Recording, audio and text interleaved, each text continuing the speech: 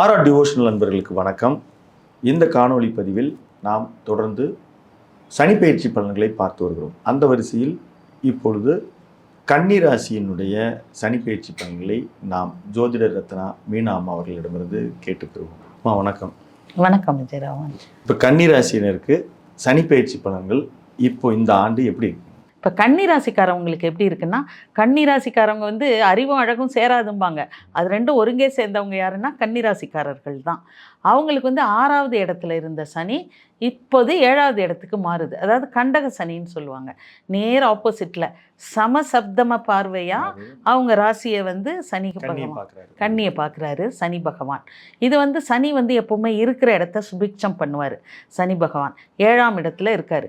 7ஆம் இடம்னா தொழில் வந்து முன்னேறும், இன்னொரு பிரான்ச் போடுவாங்க, வேலைக்கு போவாங்க, வேலை கிடைக்காதவர்களுக்கு வேலை கிடைக்கும், வேலையில் வந்து ப்ரொமோஷன்ஸ் கிடைக்கும், நல்ல நல்ல மாற்றங்களை ஏற்படுத்தும், சொத்து வாங்குவாங்க, எல்லாம் பண்ணுவாங்க. 7ஆம் இடம்ங்கிறது சமூகம், சமுதாயத்தோட தொடர்புன்னு சொல்லுவாங்க. அதனால் இந்த சமுதாயத்தில் ஒரு நல்ல தொடர்பு ஏற்படும். அது மாதிரி அரசியல்வாதிகள்லாம் அவங்க சமுதாயம் ஓட்டு போட்டால் தானே அவங்க ஜெயிப்பாங்க. அது மாதிரி அரசியல்வாதிகளுக்கெல்லாம் நல்ல வெற்றி கிடைக்கும். அவங்களுக்கு வந்து எலெக்ஷனில் சீட்டுக்காக வெயிட் பண்ணாங்கன்னா சீட் கிடைக்கும். அது மாதிரி கலைத்துறையில் இருக்கவங்க, மீடியா துறையில், இவங்கெல்லாம் பொதுமக்களை நம்பி இருக்கவங்க, அவங்களுக்கெல்லாம் நல்ல ஏற்றம் கிடைக்கும். இது ஏற்றம் சைடு. அப்புறம் அனதர் சைடு பார்த்திங்கன்னு சொன்னிங்கன்னா, சனியோட 3வது பார்வை கன்னி ராசிக்கு 9வது இடத்துல விழுது.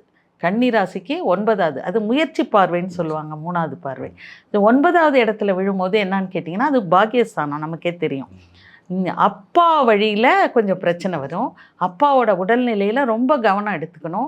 அவருக்கு மருத்துவ செலவு ஆகும். முக்கியமாக மருத்துவ செலவு அதிகமாகும். அந்த மூதாதையர் சொத்தெல்லாம் கொஞ்சம் டிலேடாக கிடைக்கும். கிடைக்க வேண்டிய நிலையில் இருக்கிறதெல்லாம் இப்போ கிடைக்காது. கடின உழைப்புக்கு முயற்சி செய்தாலாம் அதெல்லாம் கிடைக்கிற மாதிரி ஒரு கண்டிஷனில் இருக்கும். யாத்திரை போவாங்க. தீர்த்த யாத்திரைகள்லாம் நிறைய இடத்துக்கு போவாங்க. போகும்போது கவனமாகவும் இருக்கணும்.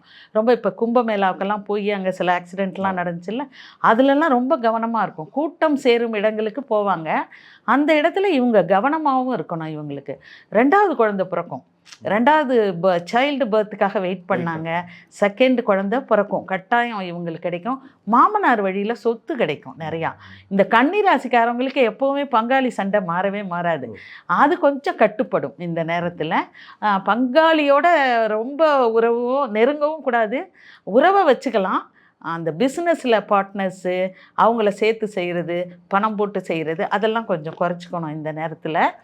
அப்புறம் இவரோட நேராக சமசப்தம பார்வை 7ஆம் இடத்துக்கு விழுது. 7ஆம் இடத்துல விழும்போது அது கலத்திர ஸ்தானம், கூட்டாளிகள் ஸ்தானம். ஹஸ்பண்ட் அண்ட் ஒய்ஃபுக்கு வந்து 7ஆம் இடத்துல இருக்கும் பொழுது காதல் உணர்வெல்லாம் அதிகமாக இருக்கும். அவருக்கு வந்து ஒய்ஃப் மேலே பிரியமெல்லாம் ஆகும். ஆனால் பிரச்சனை வரும். அன்பு இருக்கும், ஆனால் வந்து அந்த ஃபேமிலி லைஃப்பில் கை வச்சுருவார் சனி. பிரச்சனைகள் வரும். இப்போ வந்து ஒரு ஆணுக்கு அந்த கன்னி ராசிக்காரன்னு வச்சுக்கோங்களேன், அவருக்கு இப்போ ஃபாரினில் வேலை கிடச்சிது, நான் ஃபாரினில் போயிடுறேன்னா ரொம்ப சந்தோஷமாக அனுப்பிச்சி வைக்கணும். அப்போ தான் உறவை காப்பாற்றிக்க முடியும். அது மாதிரி ஒரு லேடிஸு நல்ல விதமான பிரிவு நல்லதுன்னு நல்ல உறவை காத்துக்கலாம். அப்படி சுப பிரிவு இது. அது மாதிரி பிரிஞ்சுட்டா ரொம்ப நல்லது.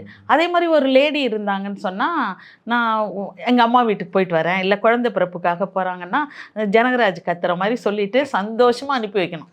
அப்போ தான் அவங்க உறவை வந்து காப்பாற்றிக்க முடியும். அவங்க அதை மட்டும் கட்டாயம் இவங்க செய்யணும்.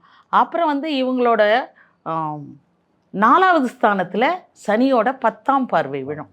4வது ஸ்தானம்ங்கிறது என்னன்னு கேட்டிங்கன்னா, இவங்களோட வண்டி வாகனம் சுகஸ்தானம். அது தாயாருக்கு இதயமும் அதுதான். ஹார்ட்டு, நம்ம பார்ட்டுனா ஹார்ட்டு. அதனால் மருத்துவம் ஹார்ட்டை ஒரு செக் பண்ணிக்கணும், ப்ரெஷர் செக் பண்ணிக்கணும்.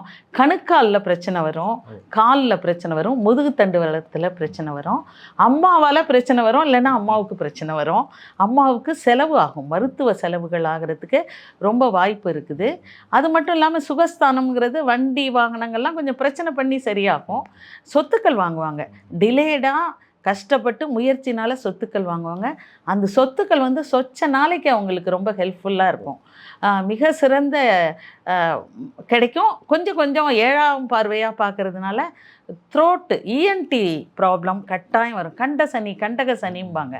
அது நேர் பார்வை தொண்டையை பிடிக்கிற மாதிரி அது கண்டக சனிங்கிறதுனால throat problem and ENT problem கொஞ்சம் வரும்.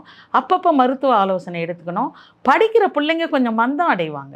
படிப்பில் இருக்கிற பசங்களுக்கு கொஞ்சம் மந்தத்தன்மை. 4வது இடம் படிப்பு.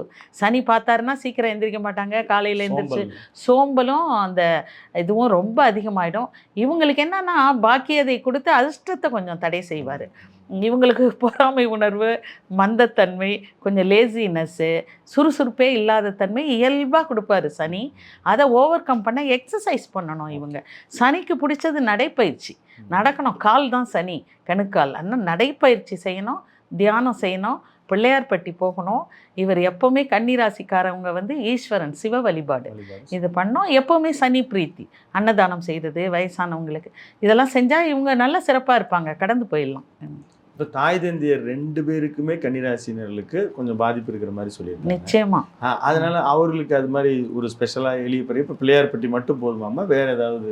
தாய் தந்தையருக்கு எப்படின்னா அப்பா அம்மாவுக்கு கொஞ்சம் கஷ்டப்படுற மாதிரி இருக்கும். இப்போ ஒரு பையன் தான் பார்த்துக்கிட்டு இருப்பான், நான் தனி கொடுத்தனம் போகிறேன்னு நிறைய பேர் பிரிஞ்சிருவாங்க இந்த பீரியடில். அப்பா அம்மாவை விட்டு பிரிவாங்க. சிவ வழிபாடு தான். நம்ம எல்லாருக்கும் தந்தை, ஆத்ம தந்தைன்னா யார்? சிவன் தான் சொல்லுவாங்க. அதனால தான் ஸ்பெசிஃபிக்காக இவங்க வந்து சிவ வழிபாடு செய்யணும். தந்தைனா இப்போ சிவனை தான் எடுப்பாங்க. அதனால் சிவ வழிபாடு, சூரிய நமஸ்காரம், எக்ஸசைஸ், தியானம் இதெல்லாம் பண்ணால் இவங்க இந்த பீரியடை கடந்துடலாம் சிறப்பாக. ரொம்ப மகிழ்ச்சிங்க. நன்றி. நேயர்களே, கன்னிராசியினர்களுக்கு கொடுக்கப்பட்டிருக்கிற இந்த பரிகாரத்தை நீங்கள் பின்பற்றி உங்களுக்கு மேற்கொண்டு இருக்கிற கேள்விகளை இந்த கமெண்ட் பாக்ஸில் பதிவிடவும். மீண்டும் ஒரு பதிவில் சந்திப்போம். நன்றி, வணக்கம்.